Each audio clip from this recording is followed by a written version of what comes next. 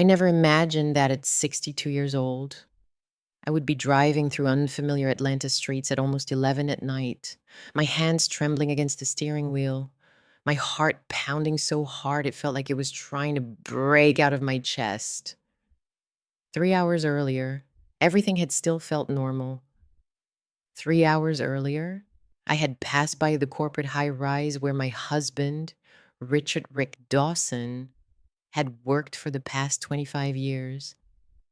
But that night, the building was dark, the parking garage empty, and a typed notice taped to the glass doors announced that the offices were closed for renovations, starting at 6 p.m. My first reaction was disbelief. Maybe I had the wrong tower.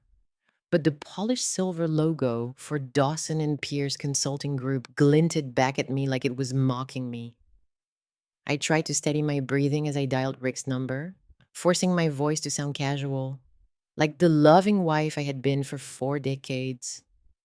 "How's the project coming along, honey?" I asked. His answer came too quickly, too perfectly rehearsed. "Super busy here, Helen. Can't talk long. The Tokyo deal is a mess.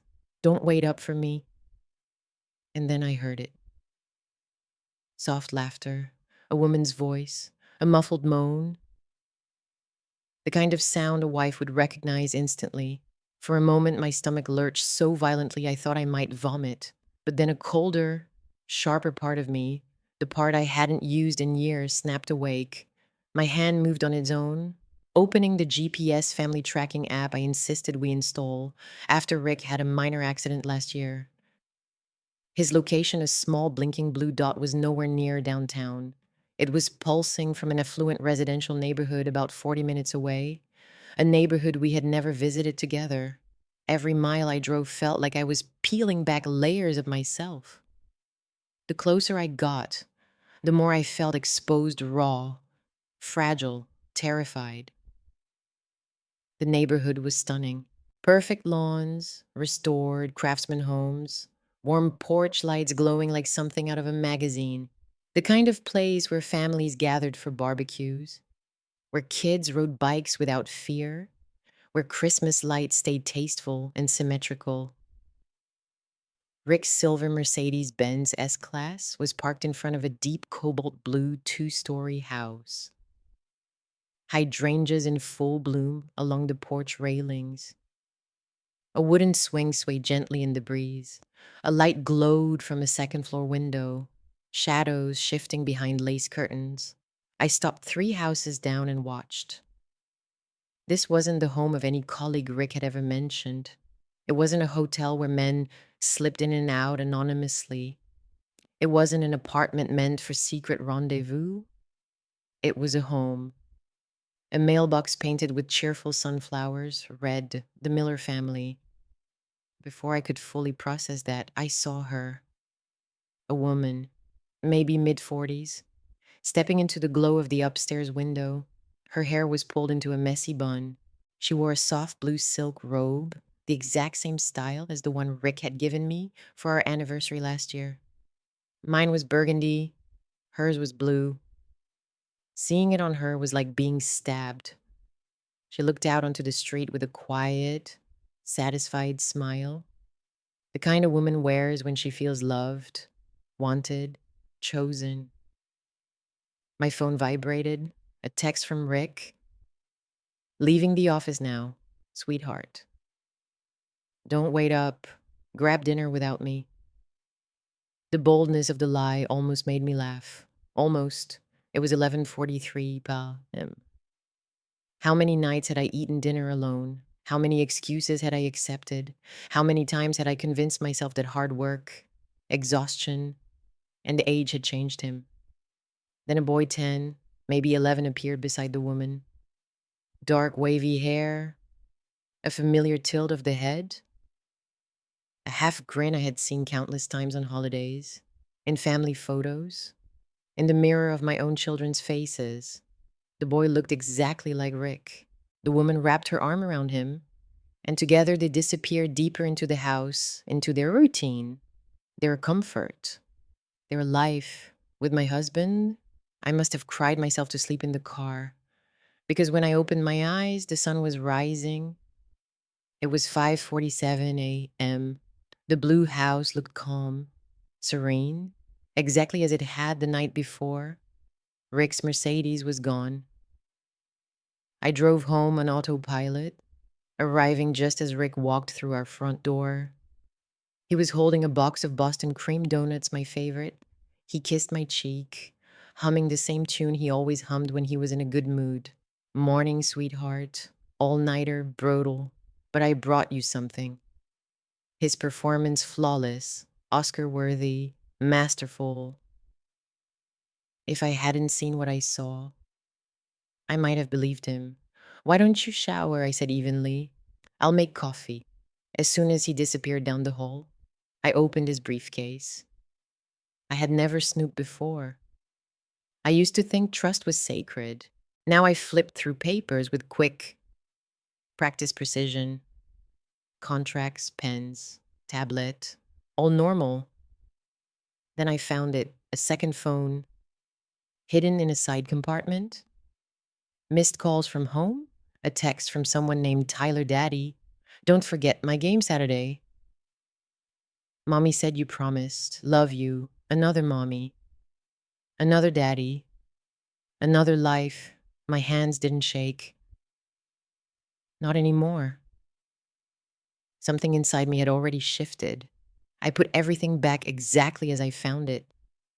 When Rick came out of the shower, smelling of the cologne I bought him every Christmas, I poured his coffee with a smile so perfect it felt carved into my face. He lied again. And for the first time in our 40-year marriage, I lied right back. For 3 days, I moved through my own home like a ghost. I cooked, laughed at Rick's jokes, answered his questions, and even slept beside him. At one point, he rolled over in the middle of the night, wrapped his arms around me, and whispered, "You're my everything, Helen." The lie slid off his tongue like silk. He had no idea I had watched him kiss another woman goodnight. He had no idea I had seen a boy who shared his smile. He had no idea the woman he was holding was already gone. On the fourth day, when Rick left for what he claimed was an early meeting, I dressed differently: jeans, a hooded sweatshirt, oversized sunglasses, a baseball cap pulled low. I looked like a stranger. Maybe that was fitting, because the Helen Carter who had believed in her husband had died in that parked car 3 nights earlier. I drove straight back to the cobalt blue house. It was quiet in the early afternoon. Only the soft rustling of leaves and the distant barking of a dog broke the silence. I parked closer this time, observing the house like it was a crime scene. At 2:30 p.m., the woman Julia Miller stepped outside. She wore leggings, a cardigan, and a baby carrier strapped against her chest. A baby. A baby no older than 6 months. The air left my lungs. The betrayal hit not like a stab, but like a crushing weight. Rick hadn't just built another relationship. He had built a future one still in diapers. I followed her from a safe distance as she walked to a small artisan coffee shop. Inside, she joined two other young mothers. I took a table in the back where I could hear enough to understand the shape of their conversation without drawing attention. "Oh, Julia, you're glowing," one of the women said. "Mark is such a hands-on husband. You're so lucky." Mark, his other name, his other life. Julia laughed softly. "He tries. His job has him traveling 3, 4 days at a time sometimes, but he always makes it up to us. Tyler loves their Saturday baseball outings, and he's been amazing with baby Emma. Saturday, the same work seminars Rick never missed." I couldn't look away as Julia took out her phone and showed them photos. The screen reflected against the cafe lights, and I caught a glimpse Rick no. Mark carrying little Tyler on his shoulders on a beach. Julia pregnant beside him, all three smiling under a setting sun. I recognized the resort. Rick had been there last year, claiming he had a corporate retreat. I got up and left the cafe, my legs carrying me without direction. I crossed the street into a nearby park when I heard a familiar voice, one that tightened every muscle in my body. That's it. Buddy, swing harder. Rick was standing on the soccer field, coaching a team of kids. Tyler ran toward him, laughing, and Rick lifted him effortlessly, spinning him around just like he used to do with our son Daniel when he was little. Rick looked vibrant, alive, younger. He wasn't pretending. With them, he didn't look like a man under pressure. He looked like a man who belonged. Then my phone buzzed. Rick, calling me while standing 20 yards away.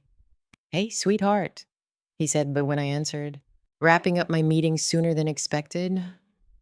Want me to pick up dinner? My eyes were fixed on him as he wiped sweat from his forehead and handed Tyler a water bottle. That'd be perfect, I replied, my voice steady. Grab that Cabernet from Napa, the one we like. Anything for you, he said. Love you, Helen. I love you too.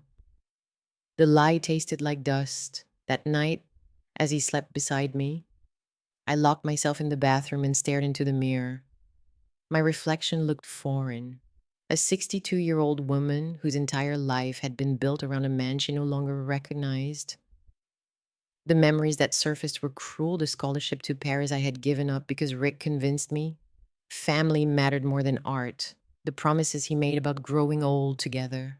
The moments I believed were ours alone. I cried until my ribs ached. But the woman in the mirror didn't break. Something was forming behind her eyes' resolve, sharp and cold.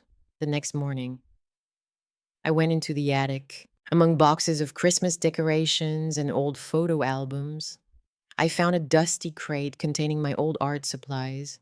The brushes were stiff, the paint tubes dried, but my sketches were still there. Drawings of Paris cafes, portraits of strangers, landscapes I once dreamed of painting on larger canvases. I touched the pages gently, feeling both grief and recognition. Before I could sink into memory, my phone rang. Melissa, my daughter. Mom, you okay? You sound off lately. I swallowed thickly, just a little tired. Honey, you want us to come by? The kids miss you. Her kids, my grandkids. The life Rick claimed was his only one. No, sweetheart. Sunday's better. Your dad will be home. Another lie. On Sundays, he was at the Blue House. After hanging up, I went to Rick's desk and pulled up old bank statements, documents I had ignored for years because I believed in Rick completely. Now every charge told a story I hadn't been aware of. Tuition payments to a private academy, medical bills from Emory Hospital's maternity ward, sporting goods stores, boutique purchases. It all made sense now. The rage that rose inside me didn't burn hot. It was icy, controlled. That afternoon, I made a call that marked the beginning of my transformation. Mr. Sterling speaking. My name is Helen Carter. I need to hire you. I need the truth about my husband.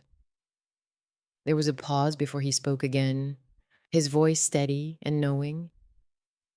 Mrs. Carter, when you say truth, do you mean all of it? All of it, I said, no matter how ugly. Then we should talk in person. That night, Rick came home with Lily's my favorite, or at least the favorite I had claimed when I was 25 and desperate to impress him.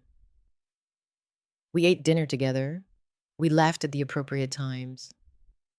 But inside, a new Helen was forming, one who was done being deceived. Samuel Sam Sterling, the private investigator recommended by a friend of mine, arrived the following week. He was in his late 50s, tall, with the exhausted eyes of a man who had seen too many ugly truths. We sat at my dining room table, the same table where Rick and I had celebrated birthdays, anniversaries, promotions. and holidays for 40 years. Sam placed a thick folder on the table and slid it toward me. Before you open this, he said, you need to understand that what's inside will change everything. Are you sure you want to continue? I nodded. My hands were trembling slightly, but my voice was steady. I need the truth. Sam. The first page hit me harder than any physical blow could. A marriage certificate. Mark Dalton married Julia Miller 12 years ago in a small beach ceremony in Florida. Not an affair. Not a fling. A second marriage. A second life. But this is illegal, I whispered. Sam nodded grimly. Technically, yes. He created a complete alternate identity, false documents, fabricated employment history, separate tax filings. Whoever built this identity knew exactly what they were doing. Your husband isn't an amateur. The next pages were a brutal parade of proof photographs of their wedding Julia in a simple linen dress, Rick in a white shirt, smiling without hesitation, birth certificates for Tyler Miller, born 11 years ago, and Emma Miller, born 7 months ago, resort photos, holiday pictures, school records, medical files. Every moment he had lived with them, he had stolen from me. Sam turned to another section. This part, you should see financial records, property deeds, savings accounts, 3 real estate holdings, the Blue House, a condo in Miami, a cabin in Tennessee, all purchased under the identity of Mark Dalton, all paid for mostly in cash. My chest tightened. My mother had left me a significant inheritance 15 years ago. Money Rick had always told me he was managing wisely. My entire body went cold as I recognized the withdrawal patterns. That's my mother's money, I said softly. I'm sorry, Sam replied. But yes. Most of the funds came from accounts your husband had access to. How long, I asked. It was barely a whisper. My estimate, 12 to 14 years. I stood up so fast my chair screeched across the hardwood floor. I reached the bathroom just in time before the nausea overtook me. When the world stopped spinning, I returned to the dining room. Sam waited patiently, his expression heavy but professional. There's one more thing, he said. I braced myself. Julia doesn't know about you. I stared at him. What do you mean she doesn't know? She believes she's married to a widower, according to your husband's fabricated story. His first wife, Helen Dawson, died in a car accident 15 years ago. In Rick's parallel universe, I was dead. He had erased me. My voice cracked. He killed me on paper so he could live freely with her. Sam nodded. I've seen men lead double lives. Mrs. Carter, but what your husband did. This is one of the most elaborate cases I've ever encountered. I pressed my palms to the table, steadying myself against a truth that felt too heavy for my body. When did he meet her? I asked. Sam pulled another file. She was his physical therapist during his knee surgery. Based on the timeline, she got pregnant soon after. Instead of choosing between lives, he built both. Of course, the year of the knee surgery, the same year my mother was dying. The year I was too exhausted, too grief-stricken to notice anything except her slow decline. He built his new life while I sat at a hospice bed holding my mother's hand. I closed the folder. My tears had long dried. Grief had turned into something sharper, colder than pain. What do you want to do? Sam asked. Everything, I replied. I want everything. That night, when Rick called from a business trip, I told him I was visiting my sister in Chicago for a few days. He didn't ask questions. He never did. He trusted that I would always be where he left me. I booked a room at the Marriott downtown and spread Sam's evidence across the hotel bed. For 3 days, I studied every page, every photo, every timestamp. I didn't cry. I didn't scream. I planned. On the fourth day, I picked up the phone and made the call that would shift the balance of power forever. Daniel, I said when my son answered. Mom, everything okay? No. And I need your help. Bring your briefcase. Sweetheart, this is serious. He arrived in under an hour. Daniel, my kind, brilliant boy, now a corporate attorney, looked around the hotel room, taking in the piles of documents, the photographs, the second marriage certificate spread across the bed. Mom, he whispered, what is all this? I handed him the folder without a word. I watched his face change: confusion, shock, disbelief, and then something darker, colder, a fury that mirrored my own. I'm going to destroy him, Daniel said finally. Bigamy alone is a felony. Fraud, tax evasion, identity fabrication, forged documents, he could face decades. I put a hand on his arm. I don't want him in prison, not yet. I want something worse. Daniel raised an eyebrow. Worse than prison, I want him to lose everything he values: his reputation, his money, his company, his comfort. But he should stay free long enough to watch it all crumble. Daniel exhaled slowly. Then we need to be strategic. Very strategic. We need your sister too. I said, Melissa, my daughter, sharp, composed, with a career in high-level PR, arrived later that evening. She read the files with trembling hands. She cried. She cursed. Then, like Daniel, she transformed. Mom, she said, when this comes out, people are going to talk. We need to control the narrative. We need to make sure there is no doubt who the villain is.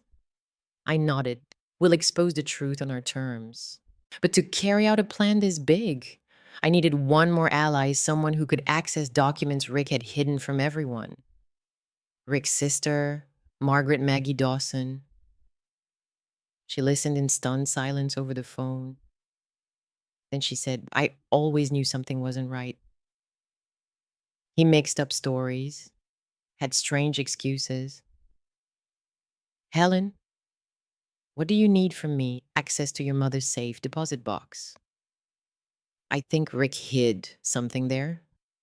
Maggie didn't hesitate. Mom always trusted you more than him. Whatever you need, you'll have. The pieces were coming together.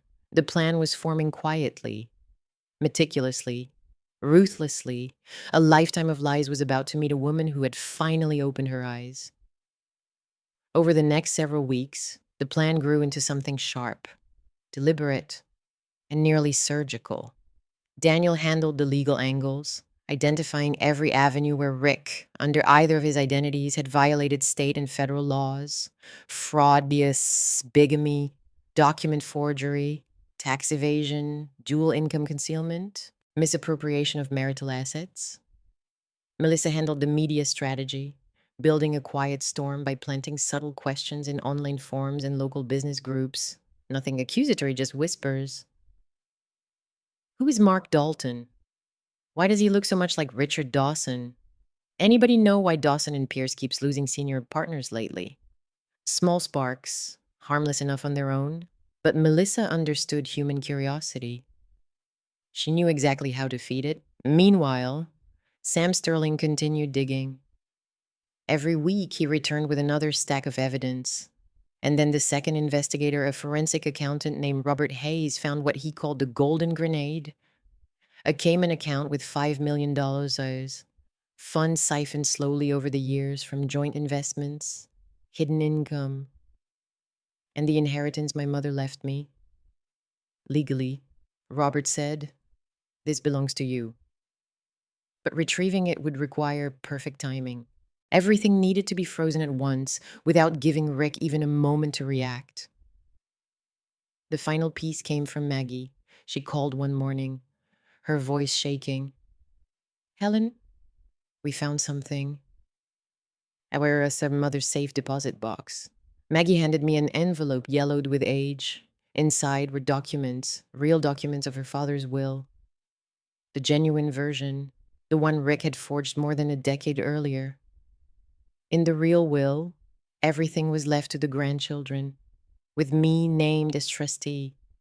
Rick had erased that will, forged a new one, and stolen his parents' estate outright. Helen, Maggie whispered, tears spilling down her cheeks. I should have seen this years ago. But he was my brother. I never imagined. It's not your fault, I told her. People like Rick count on the goodness of others. At home, Rick noticed nothing. If anything, he seemed more relaxed than usual. Maybe because he felt invincible. Maybe because Julia and the kids were thriving. Maybe because he believed after 4 decades that I would never leave the script he wrote for me. To keep the illusion alive, I became the perfect wife. I cooked his favorite meals. I asked about his day. I let him kiss me, touch me, speak to me with that familiar warmth that once melted me. Now it felt like handling a venomous snake while smiling for a camera. One evening in late spring, he sat across from me, sipping the wine I had poured. I've been thinking, he said, maybe we should start talking about retirement. A few more years, then we can finally travel. Italy, Greece. I know how much you love art. I smiled. The irony was so deep, it almost tasted sweet. That sounds wonderful. I told him, where would we start? He leaned back, relaxing into his fantasy future, a future I would never let him reach. Over the next 6 weeks, everything moved like gears in a clock. Melissa secured contacts with national outlets, respectable journalists, not tabloids. Daniel prepared legal filings with pinpoint precision, timing them to trigger asset freezes and government notifications simultaneously. Robert Hayes prepared the financial report for the IRS, so comprehensive it made Sam whistle when he skimmed it. I spent my evenings in the attic, rediscovering my old sketches, rebuilding the pieces of myself I had packed away for Rick. When I looked in the mirror, I no longer saw the woman who cried quietly in the bathroom. I saw someone older, wiser, and stronger than I had ever imagined. And then came the moment we had all been preparing for. Rick reserved the private hall of the Gilded Lyre, one of Atlanta's most exclusive restaurants, for our 40th wedding anniversary. 50 invited guests, family, friends, business associates, partners, neighbors would attend, everyone who mattered to Rick's reputation. Melissa smiled when she read the guest list.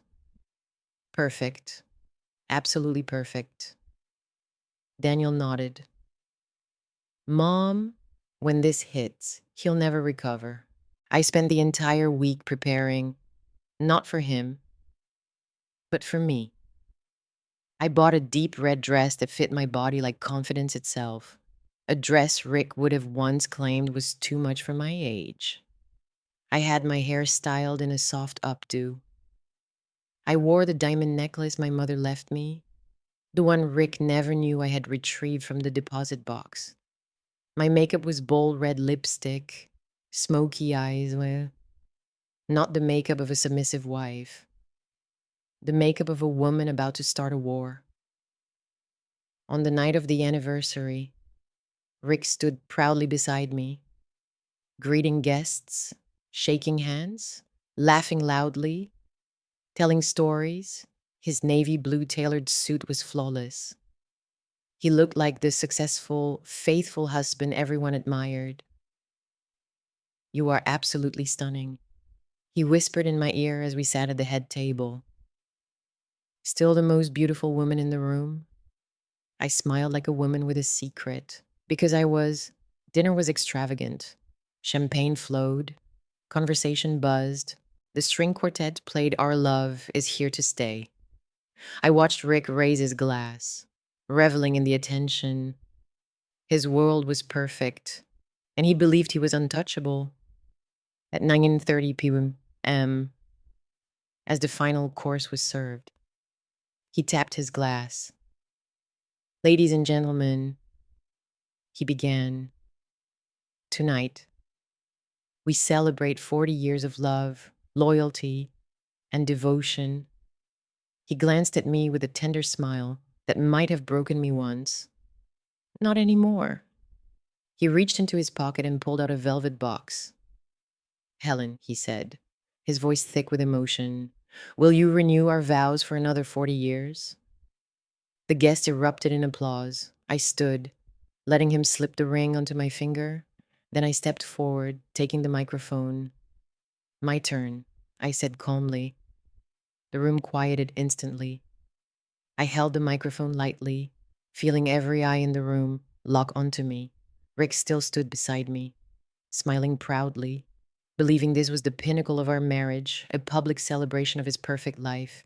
If he noticed the chill in my posture or the sharpened tone of my voice, he didn't show it. 40 years, I began. It's a long time to share a life with someone. Long enough to believe you know every truth, every secret, every lie, or so you'd think. Rick's smile wavered, just slightly, a microsecond of confusion. But he still didn't understand, Bam. Not yet. I reached into my purse and pulled out my phone. I prepared something special for tonight. I said. Rick's eyes flicked toward the screen behind us, the one the restaurant used for corporate presentations.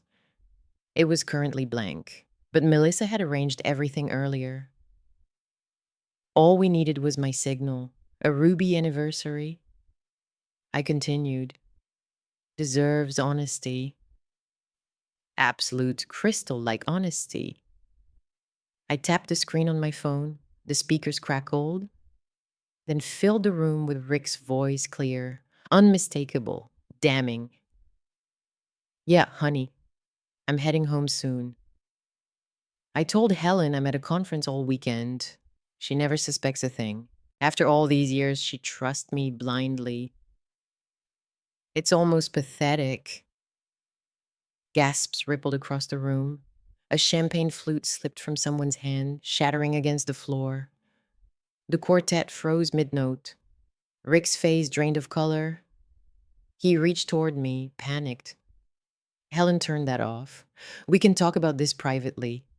Oh, there's more, I said, stepping away from him. The screen lit up. The first image appeared Rick and Julia on a sunlit Florida beach. Julia in a white dress, Rick in a linen shirt I had never seen. A minister standing between them, behind them. The ocean, wedding photos, his second life, his second wife. More images flash Rick holding baby Emma in the hospital. Rick carving pumpkins with Tyler. Rick and Julia on a snowy cabin weekend. Rick decorating a Christmas tree I had never seen. The room dissolved into shocked murmurs. Some people stood, others simply stared, stunned. Brenda, the wife of Rick's longtime business partner, covered her mouth. My God. Richard. Then came the documents, the marriage certificate, the birth certificates, the property deeds, the shell company filings, the Cayman account transfers. Every page appeared on the screen, each more devastating than the last. And if any of you are wondering, I said, my voice steady, yes, this is bigamy. Yes, this is fraud. And yes, it's all real. Rick stumbled toward me, shaking. Helen, please, we can fix this. Just stop. Daniel stood up from his table and moved between us. Don't touch my mother. Someone near the back whispered, Is this really happening? Rick turned desperately to his business partner, Devin Harris, who had gone sheet white. Devin, you know me. You know I wouldn't. Devin shook his head slowly. I don't know who the hell you are. Then Melissa approached the stage, taking a second microphone. To everyone here, she said, her voice professional but trembling with controlled fury. We apologize that you're witnessing this. But my father has deceived not just our family, but all of you for more than a decade. This truth needed to be public. Because the lies were Rick collapsed into a chair, burying his face in his hands. But we weren't finished. I pulled out an envelope from my purse and dropped it in front of him. Rick, I said, here are your divorce papers. You can sign them now, or you can watch this become an even larger federal case. Rick looked up, eyes red, face ashen. Helen, I loved you. No, I replied. You loved the version of me that made your double life easier. Maggie, standing near the wall, with tears streaming down her cheeks, spoke next. Rick, I found Dad's real will, the one you forged. It's already with the authorities.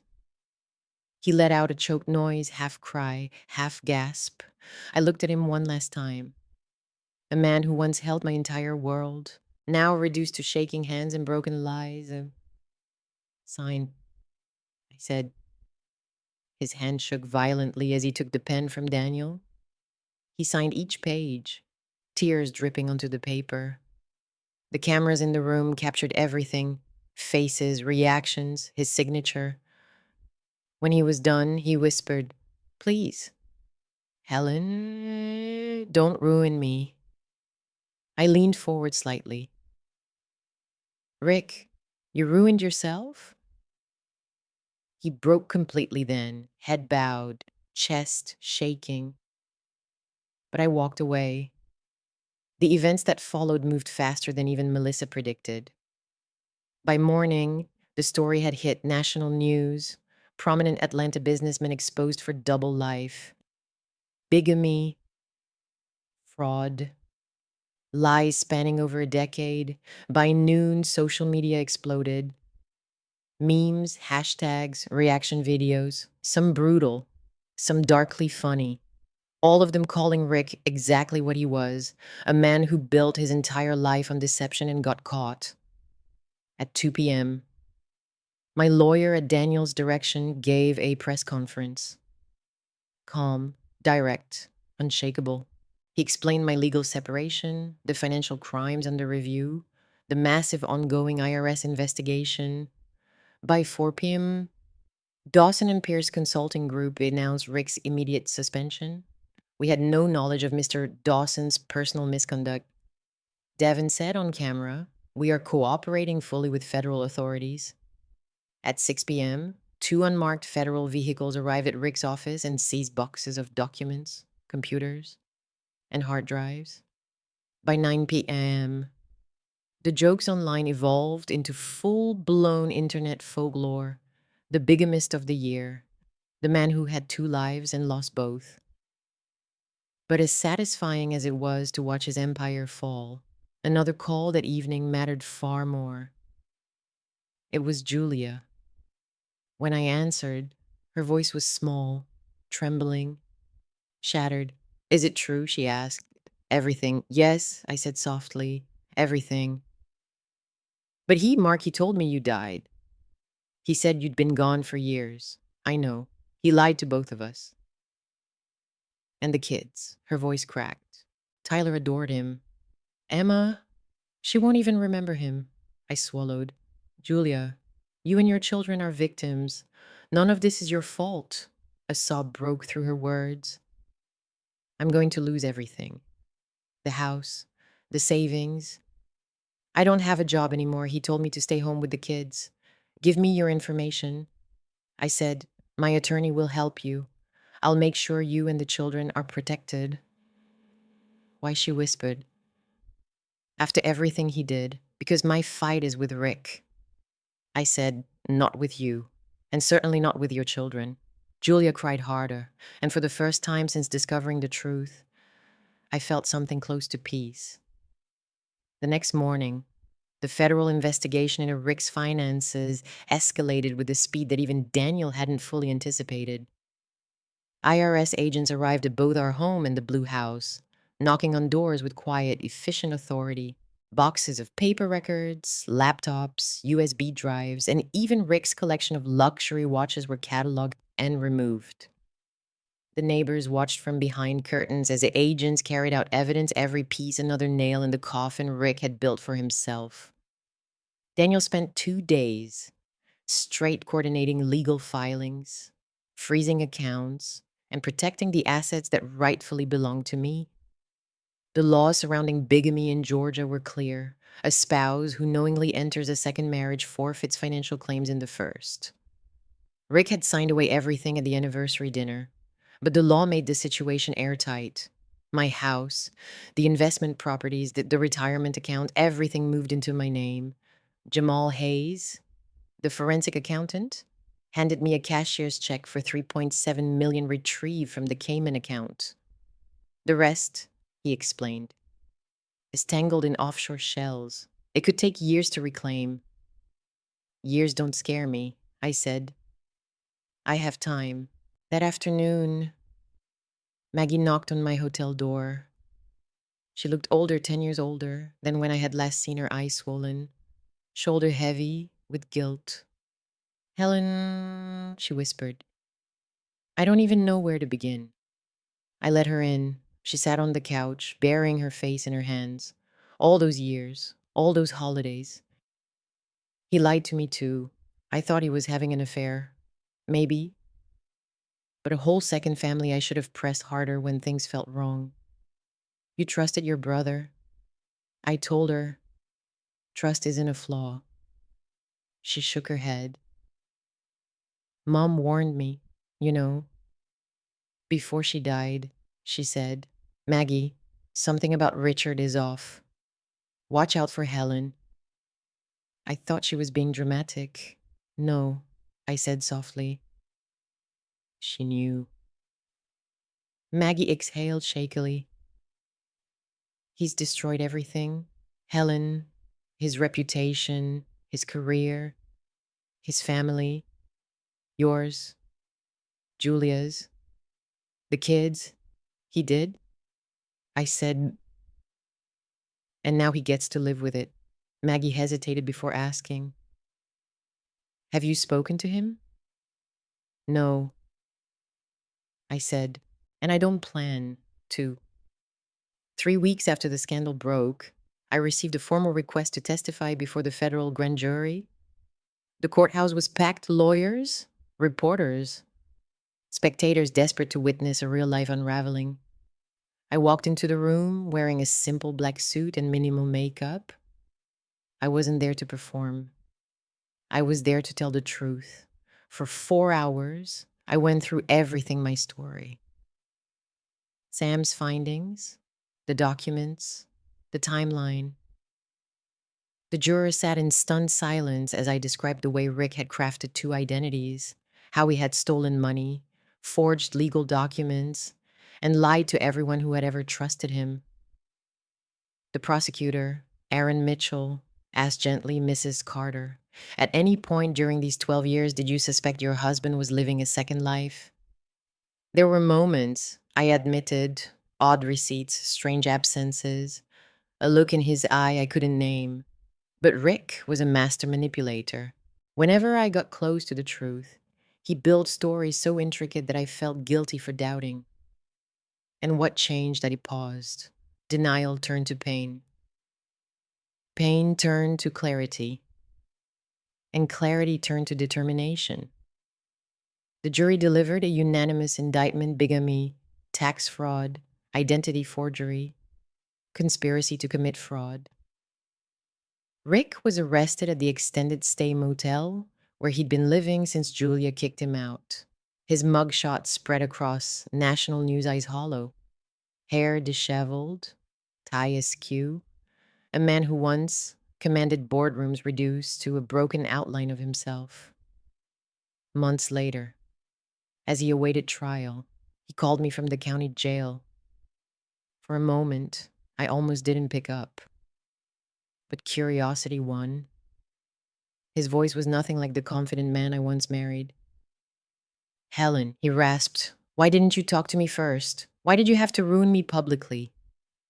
I laughed, not cruelly, but with disbelief. You think I ruined you? I never wanted to hurt you. You married another woman and had 2 children with her while you were still married to me. It wasn't what you think. I couldn't abandon Julia when she got pregnant. But you abandoned me, I said, every day, For 12 years. He fell silent. Finally, he whispered, I did love you, Helen. No, I said quietly.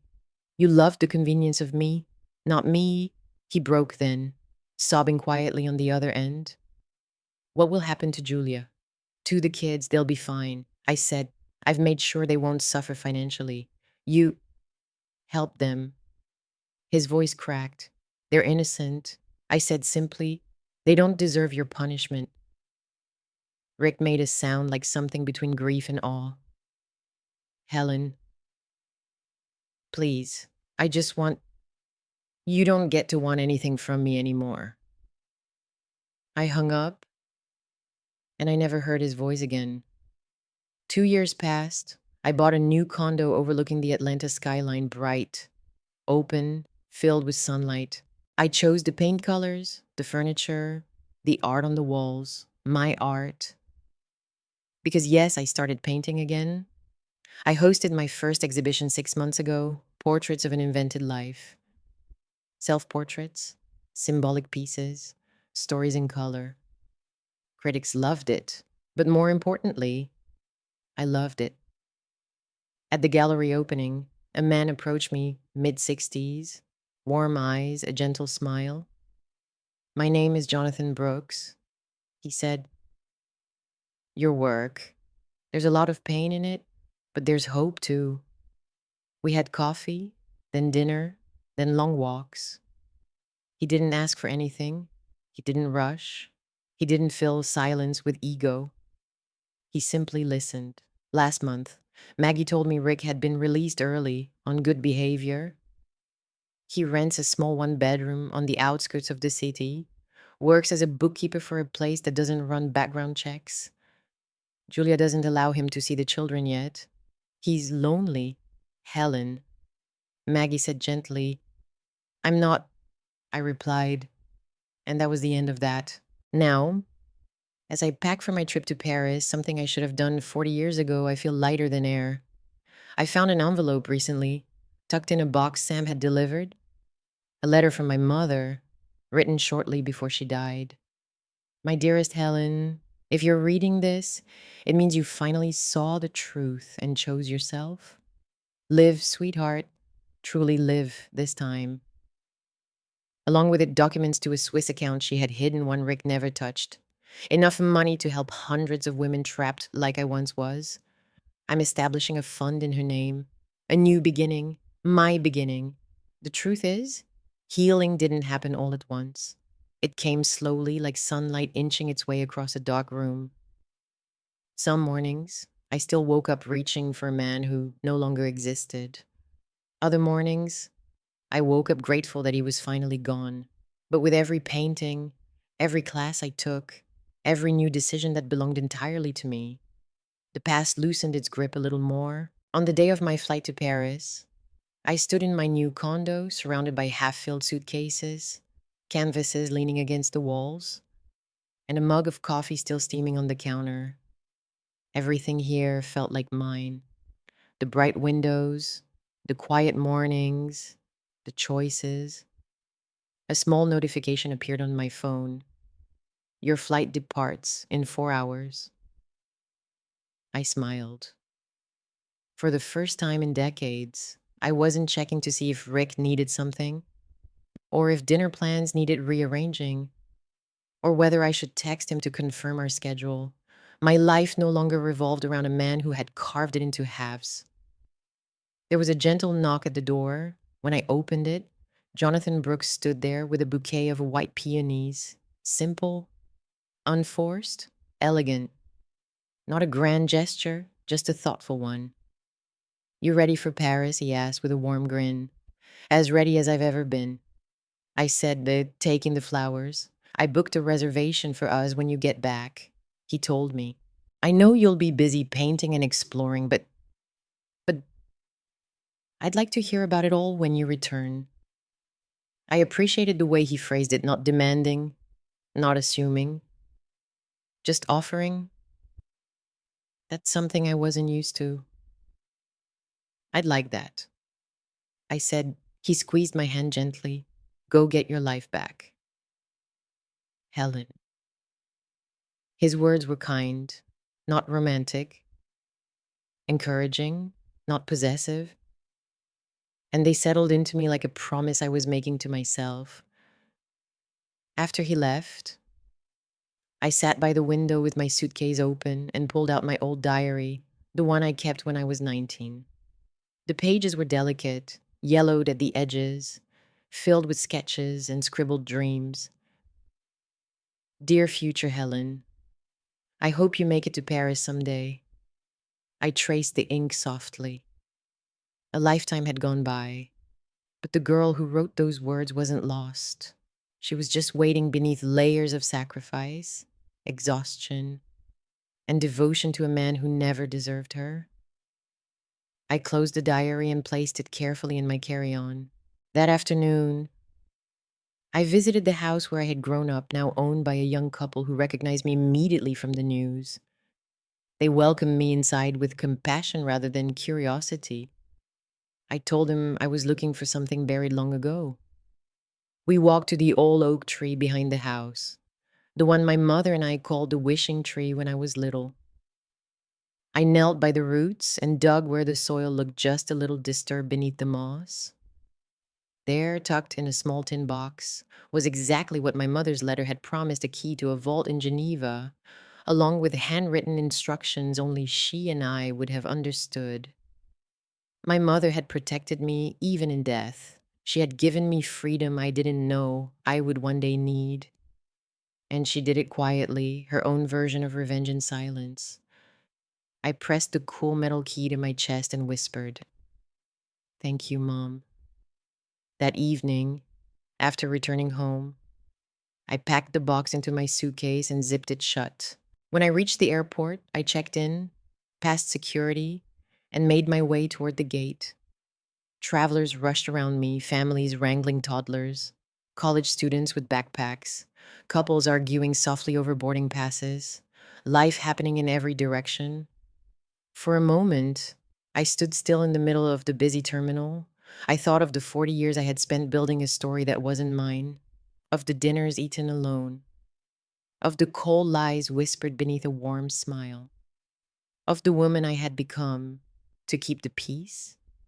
And then I thought of the woman walking toward gate B12, head held high, passport in hand, a new canvas waiting for her across the ocean. I boarded the plane without looking back. When the wheels lifted off the runway, I felt something inside me unhook, like a knot finally loosening. Clouds spread beneath us like white continents floating on a silver sea. I pulled out my journal and wrote, "I am finally free. I am finally me." The flight attendant passed by. "Would you like something to drink? Red wine?" I said. "Something bold." She smiled. "Good choice." Hours later, when the plane descended over Paris, the city glittered like a living painting, rooftops in soft gray tones, the Seine cutting a path through the heart of everything. My chest swelled with something I hadn't felt in decades: excitement. I took a taxi to a small studio apartment I had rented near Montmartre, sunlight streaming through the tall windows, a balcony overlooking a cobblestone street where artists sold their sketches. I unpacked my brushes first. As I set up my easel, a breeze swept through the open window, carrying the scent of fresh bread and citrus from a nearby cafe. I dipped a brush into a jar of water, squeezed a line of paint onto a palette bar, and placed the first bold stroke onto canvas. Bright red, the color of reclamation, the color of the dress I wore when I ended Rick's lies, the color of my new life. Later that evening, I walked to a small tango class tucked inside a warm-lit dance studio. Jonathan had recommended it weeks ago, telling me, "If you ever want to feel your own strength, try tango." I stepped inside. Music played softly. Couples moved in graceful circles. A younger woman approached me with a smile. "First time, yes." I said, "Welcome," she replied. And just like that, I was no longer a woman betrayed. Not a wife abandoned, not a shadow of someone else's choices. I was Helen Carter. I was an artist, a survivor, a woman reborn. As the class began and the music swelled, I placed my hand in my partner's and took my first confident step, not away from something, but toward myself.